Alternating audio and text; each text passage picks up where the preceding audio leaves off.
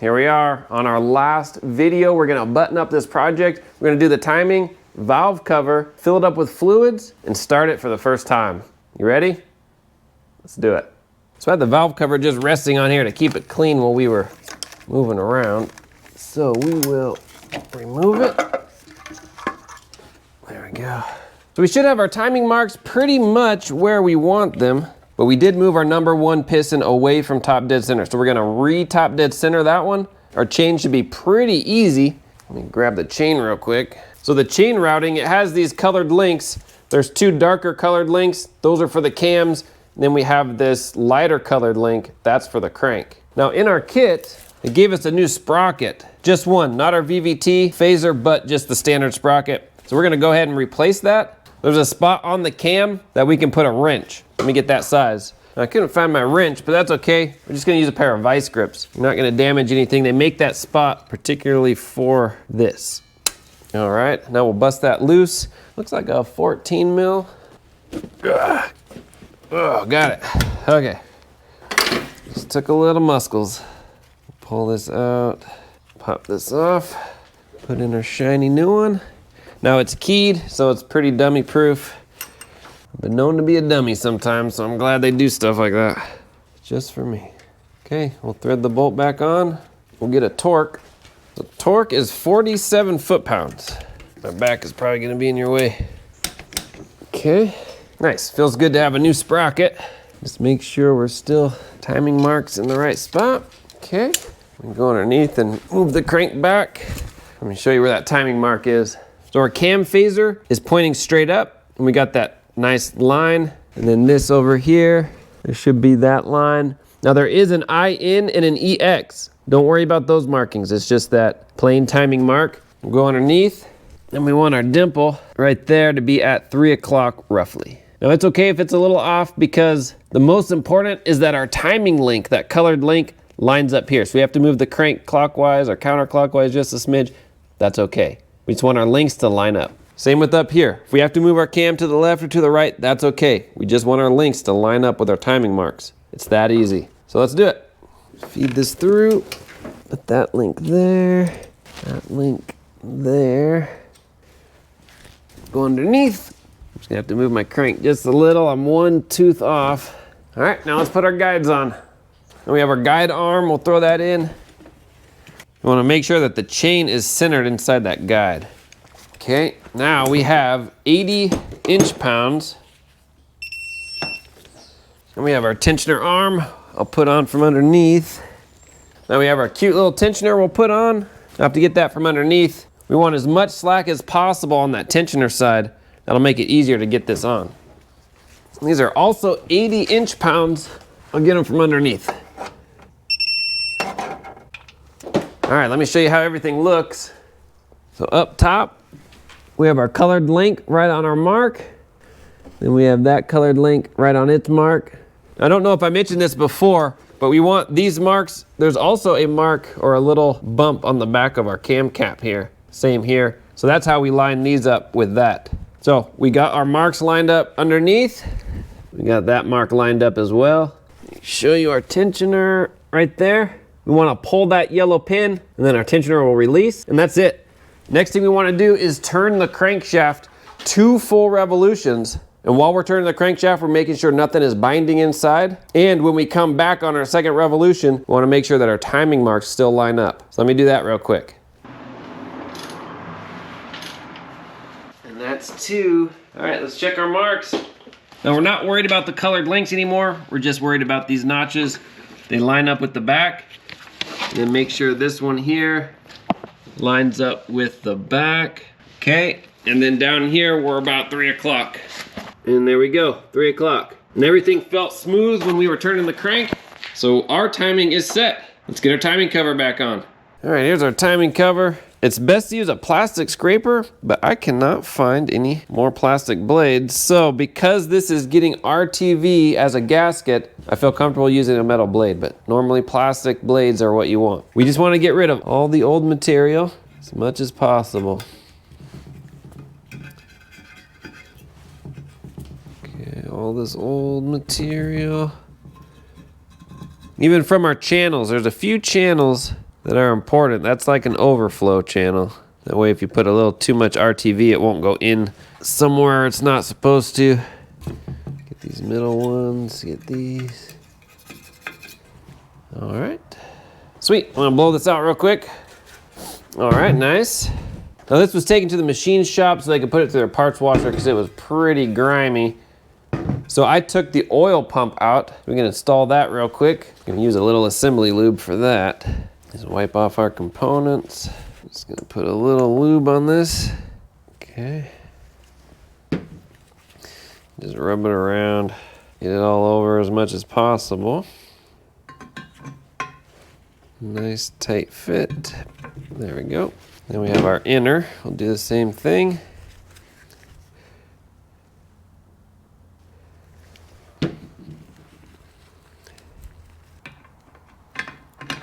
Okay. We'll wipe this all off and just make it look good. I guess it's internal, it doesn't matter what it looks like, but helps me sleep at night. That's it. This already has lubrication, so we should be good there. Now it should go on just one way. Let's figure out this shape here. There we go. There is no gasket for it. Now because this will be spinning dry for a little bit, I'm just gonna douse just a little oil. Not a lot, just a little. Okay. That makes me feel just a little better. Okay, now we got our bolts. I don't have a torque spec on this, but based on the timing chain torque for the guides and tensioner, I'm gonna say 80 inch-pounds is probably good enough. I don't have a torque wrench for this, but just tight.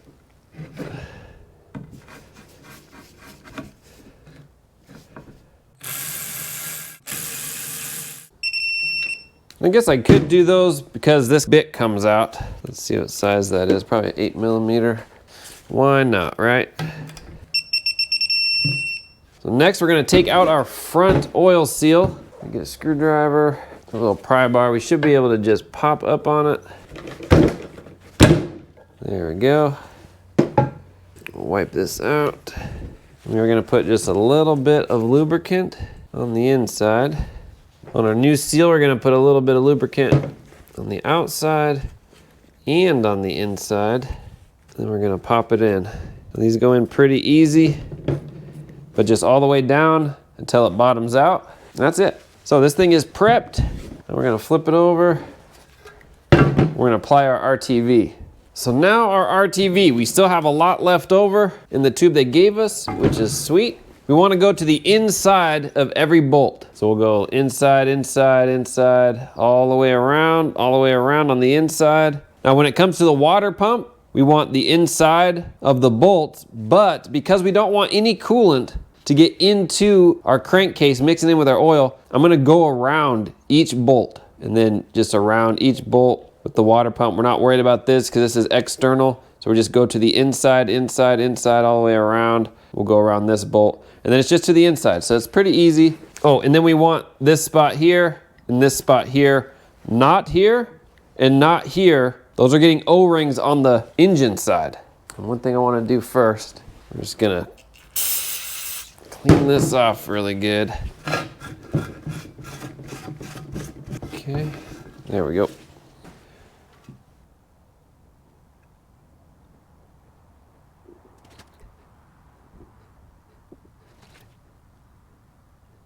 Okay, we're gonna go around these. It doesn't take a lot because these are machine surfaces, so they lay pretty flush, or pretty tight, I mean. Whoops, didn't need to go around that one. So like in some of these places, I made it a little too thick. Well, not too thick, it'll be okay, it'll just goop out. Okay, go around this one, to the inside,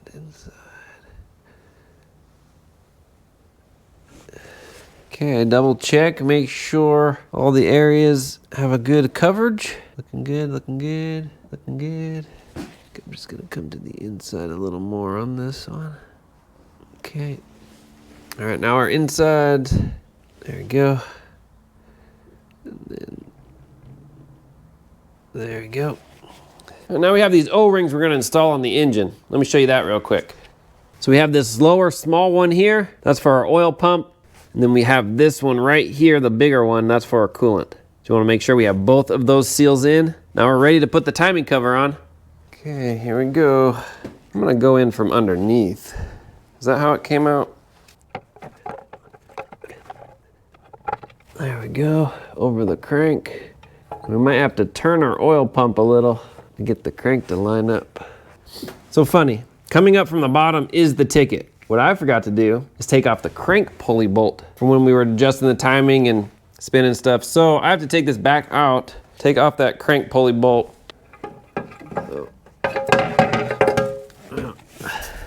All right, let's try again. I had to reapply some of that RTV in a few key places, but that's real life. Doing it from underneath though, that really is the way to go. Just trying to get the oil pump to line up. There we go. Got it. It was a little struggle getting that oil pump key to be right where the crank is, but you can spin it by hand, get it to line up. Let's throw a few bolts in, get it to squish out the side, then we'll wait the allotted time.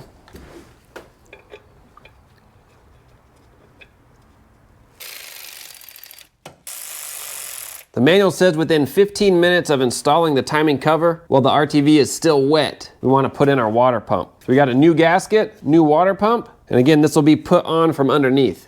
I will throw the torque spec on the screen. There are a couple of different torques depending on the bolt. Once we have all that torque down, the last thing we can do underneath on the timing cover is put our crank position sensor back in. Then we'll come up, we'll put our valve cover on just so we can seal up this engine.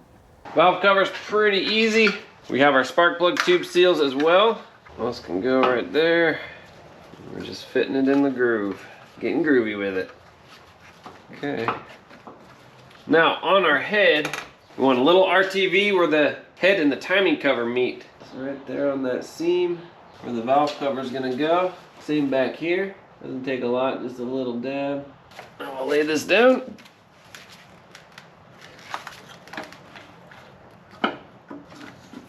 There we go.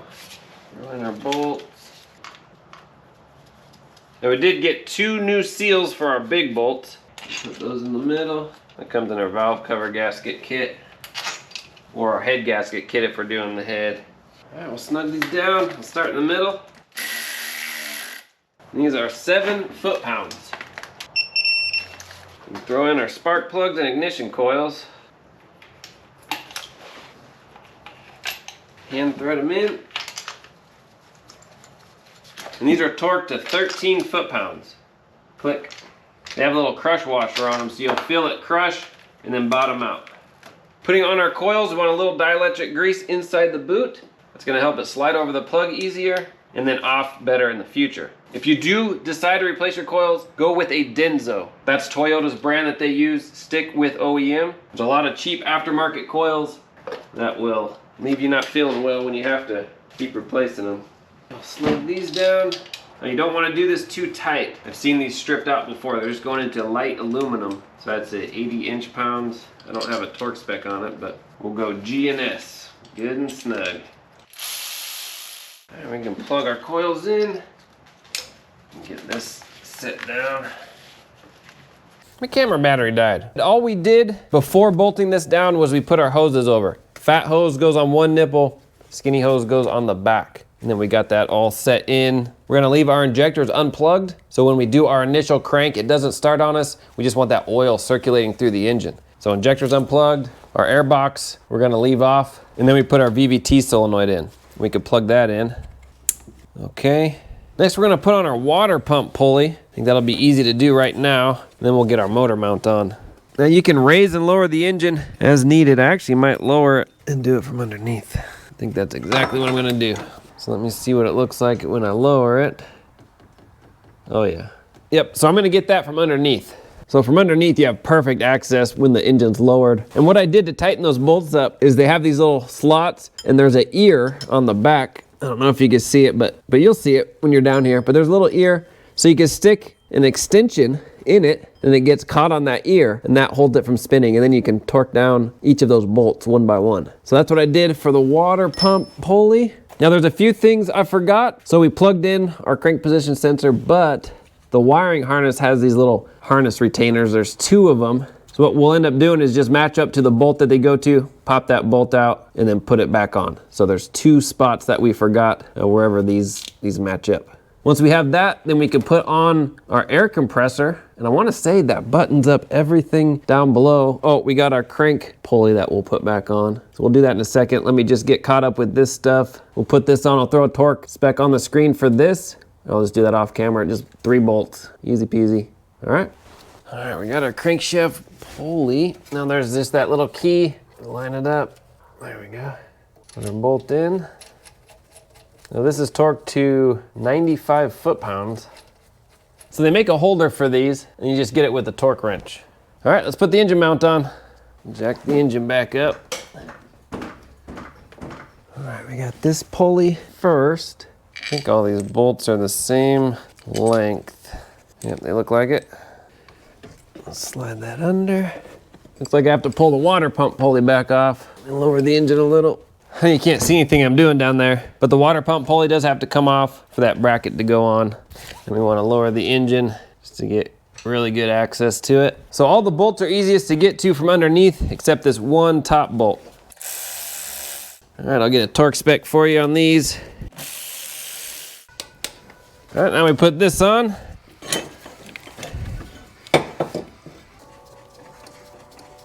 All right, we'll get these torqued. All right, now we got this thing. All right, we gotta get this AC line above this bracket. There we go. Remember the one in the frame? That's the stud that we just have to tighten up. All right, throw all our nuts on. Then we got 2 nuts underneath. We'll get these puppies torqued. Okay, our purge solenoid goes on this. We'll just mount that on. Okay, we got our AC line. It goes right here. Like it got bent a little, we just bend it back. We just want to make sure that it's not going to rub on anything. That's our most important. Okay, and we'll just move this out of the way so it doesn't rub on that mount. Okay, nice, and it's not rubbing over here. Okay, awesome. 2 bolts up top. 1 bolt in the front. And make sure this goes in. I don't know if I have to remove that bracket again or not. I think I am, just for the ease of things. Just gonna push it out of the way. Set this down. Don't forget to plug in our 2 hoses for our washer fluid. Looks like there's an order to things. I'm gonna disconnect the AC line bracket because it has to move out of the way for us. There we go. So that should fit in the little hole underneath. Okay, now we'll remount our AC stuff. We got our 2 electrical connectors for our pumps. Now they are specific. One goes on one goes on the other. You can't get them mixed up. So if it's not fitting on one, swap it around. Just snug. All right, we'll put this back. Okay, we can put our brake reservoir on. It goes in the little square slot here first. And then slides forward. Little electrical connector. We got our AC pressure sensor connector. All right, let's see, I think this can go under here. There we go, snap in, this can snap in. All right, what are we missing? Let's just give it a good, oh, we got our ground strap here. All right, time to fill it up with oil. Now the first oil you use is not that important. Just use the cheap 5W30. It's only gonna be in the engine for about 20 minutes. Just gonna fill it up. Now coolant, we're gonna install a little funnel. Okay. Before filling up the coolant with our funnel, right here is a 6mm Allen. That's a bleeder for our cooling system. So we'll crack that loose. We'll crack that loose, and then we'll fill that up until we get coolant coming out of here. Now, if you don't want to make a mess, what you can do is get a hose and attach it from here and then fill it into your overflow. So that's just one way to do it. And we'll fill this up. All right, we got coolant coming out. So we'll close this. We're gonna fill this up just a little more so we have a little extra in here. We're gonna go over and fill up our inverter cooler. Let's turn you around. So in the front, we have a bleeder. We'll pop that bleeder. We're gonna loosen it up, 10mm. There we go. All right, we'll pop the cap off here. Now we'll start topping this off. Nice and easy. We got a little coolant coming out. Okay, I'm gonna close it. I'm gonna open it again. So it's just coming out, solid coolant. So we'll close that off. We're gonna hook back up our hybrid battery. We're gonna put the service plug back in, get that connected. And then before we start the vehicle, we have one more thing to do, and that's put our serpentine belt on. It routes super easy. We'll tighten that up, and then I'll give you a torque spec for that pulley bolt. We're getting close. After connecting back up our 12-volt battery and our hybrid battery, I turned the car to accessory because I was gonna turn on this pump separately. But as soon as I did that, the pump started running all on its own. So I'm gonna take advantage of that and fill this up. Crack this bleeder real quick. So just coolant's coming out. All right, we are ready to crank this engine over. Now we have our injectors unplugged because we don't want it to start. We just want the engine to spin, get that oil circulating at a low RPM.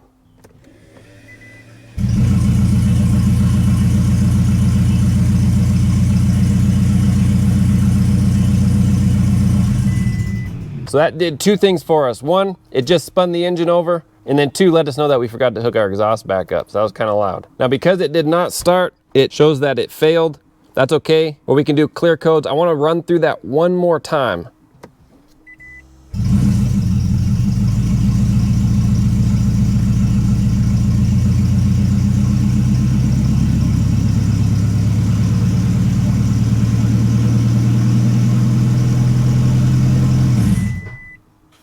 All right, it did not start just like we wanted it to, so it failed again. Now we'll just go back through, clear all the codes one more time, and then we'll actually get it to start. So I'm gonna go under, hook up our injector connectors, and get our airbox back on, and our mass airflow sensor plugged back in. So I'm gonna do that off camera real quick. Oh, and then our exhaust, we wanna get that bolted up too. All right, are you ready? This is the moment of truth. We're gonna start it up for real, have everything connected back together. Are you nervous? I'm a little nervous. Let's hit the button and start to pray.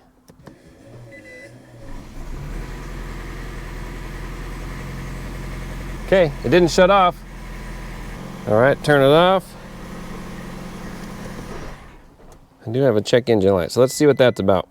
Let's go to the engine, hit okay, read fault code. Hopefully it's something simple. Oh, no trouble codes. Why was my check engine light on? All right, last thing to do is put our cowl and wipers back on.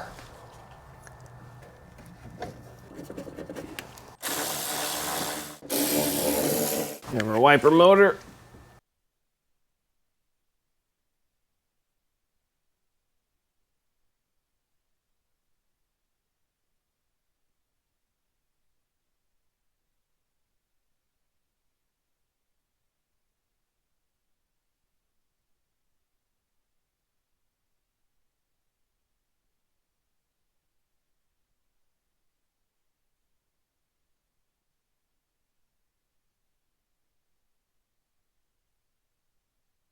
So I can rev it up. It's not a lot, but it is some revving.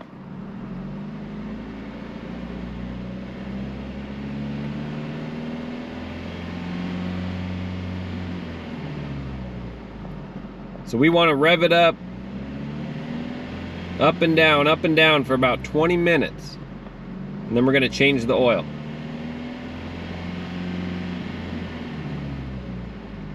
All right, it has been 20 minutes. We've fluttered the gas the best we could. The RPMs don't get as high as I would like, and they don't change as rapid as I would like. But it's the best we can do. Now we're gonna drain the oil and then put in a break-in oil. That's a high zinc straight 30 break-in oil, and drive it for 50 miles. During that 50 miles, we're gonna wanna vary our speed. So again, engine RPM, high, low, high, low. This has a brake mode, so put it in B, and it'll use the engine to brake, and that can help during the decel. So what we want is to load the engine and then unload in a decel to increase the vacuum. So you put a lot of pressure on it, then you vacuum it. Put a lot of pressure, vacuum it. We do that for 50 miles, the best we can in a hybrid. Then we drain the oil one more time, and you can put whatever you want in it. I would recommend synthetic. Since you practically have a new engine, go synthetic. I wouldn't go crazy miles between oil changes, still around 5,000 miles on a synthetic, but your engine should last a very long time. This thing right now already has 285-ish thousand miles. Maybe we go another 285, who knows? We want to make sure that we change our oil at 500 miles. So you put that synthetic in, the first oil change is 500 miles. Then after that is the normal oil change intervals. So that's important to note, 500 miles. So 50, change the oil, put what you want in it. 500, change the oil, and then it's your standard oil change interval. All right, thanks for watching. This was a big job, a lot of fun. If you have any questions, comment down below. Like, subscribe, see you on the next one.